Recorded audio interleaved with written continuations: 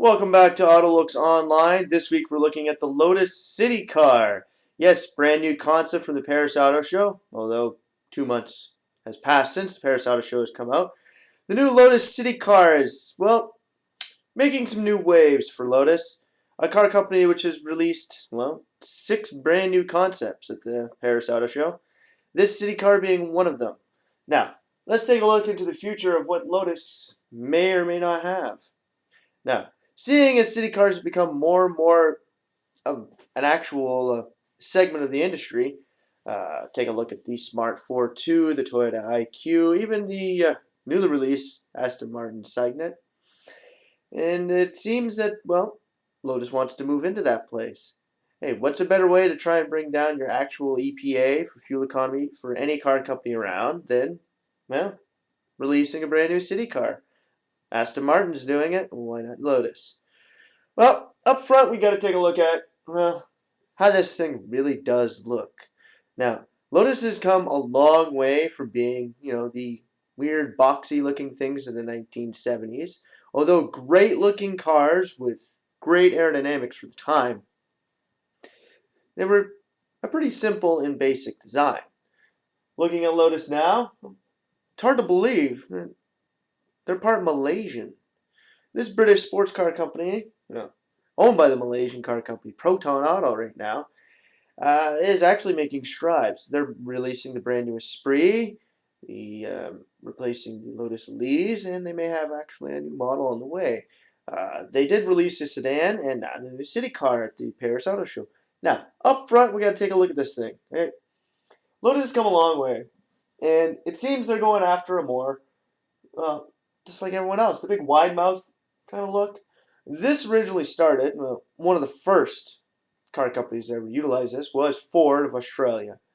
Now, it seems that a lot of people have actually started integrating it into your cars. Well, I started using it in some of my aftermarket stuff too. Great design.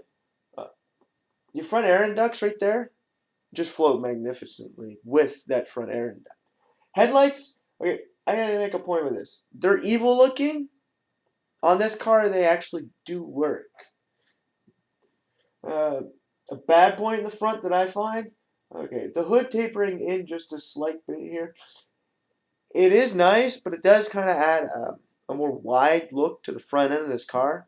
Not the greatest looking thing when you're trying to create a small car. Wide and short. Well, a short fat guy looks a lot more awkward than a tall fat guy, right? Now, moving on to the side, concentric lines running along the side. Car. Very nice, very well done. One issue I have with them is they kind of create a gray zone, kind of making the car look a little bit wider than it really is.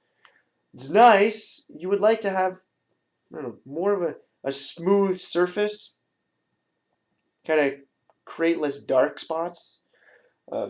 One way they could have defeated this is, maybe adding a duct or even dropping the bottom down a little bit. Get into the black spot there. That's no. Rims, they're pretty sporty, great looking rims for a small car like this. Put it up against the Smart, man, I think we got a winner for sport appeal right here. Your roof line, very well done, very tall. The other problem is bringing the glass too far up kind of makes the roof look way taller than it really is. Bring the front windshield down a small bit to actually create a horizon on it. May make it look a little less tall.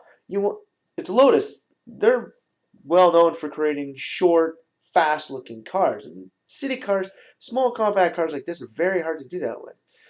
They've done a well done job here, but moving your glass too fast, too rounded, and too high up on the front end is going to create, more of a tall appeal to this.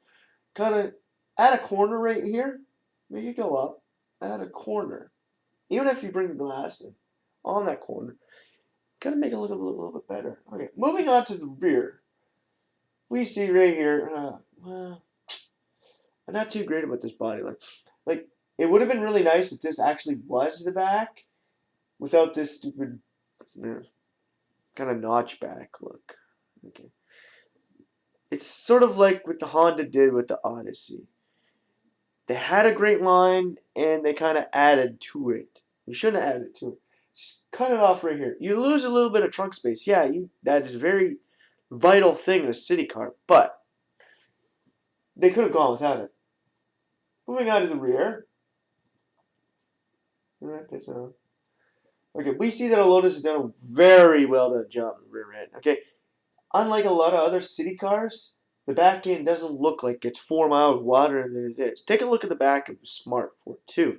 Okay, their wheel wells stick out from the side and add an extra bit onto the bumper, making the car appear that it's about 2 feet wider on each side than it really is. Okay, it actually isn't 2 feet wider, but it looks a lot wider because the actual car comes down and they added the wheel wells on. Okay, with the city car, wheel wells added onto the side should only be about an inch or two out from the car. Lotus still has wide wheel wells at the back end, but they haven't gone to the extreme with them, making it look like they were added on. They kind of integrated them into the design, making it flow a lot better. Okay, now moving on to I'll get my mouse here. Moving on to the tail lights here. I've never seen a city car with such great looking back in here. Okay, they have added in their name right here. That is a great feature.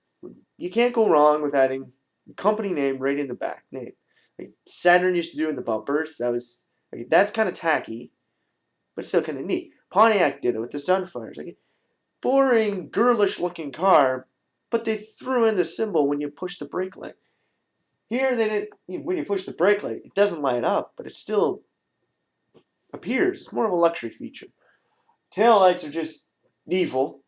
They're not huge, not tall. They're not going along the edge of the car, but they're nice.